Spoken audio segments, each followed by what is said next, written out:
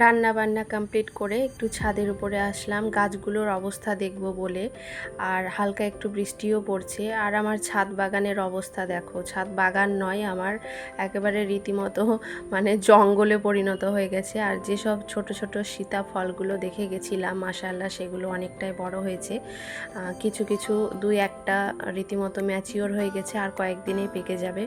সাথে ড্রাগনগুলোও পেকে গেছে, তবে আজকে ভাঙবো না, অন্য দিন ভাঙবো। লেবুগুলোও সবটাই একেবারে খাওয়ার মতো হয়েছে, তবে এগুলোও সব একসাথে ভাঙবো না, কারণ ফ্রিজে না রেখে গাছে থাকবে, আর যখন যখন প্রয়োজন হবে তখন তখন নিয়ে যাওয়া হবে আর খাওয়া হবে, কারণ গাছে থাকার এটাই তো লাভ। অপরাজিতা গাছ তো আমি খুঁজেই পাচ্ছি না, কি অবস্থা হয়েছে, মানে পুরো রীতিমতো জঙ্গলে ঢেকে গেছে। পেন্সিল ক্যাকটাসটাও ওই সেই আতশ কাচ দিয়ে দেখার মতো। তারপর নেক্সট ডে আমরা উঠলাম ছাদে, আমি আর আয়তের আব্বু দুজনে মিলে। আর এই দেখো, এটা হচ্ছে আমাদের বাজার, মানে এই বাড়ি আর ওই সামনে রোডটাই আমাদের হচ্ছে পুরো বাজার।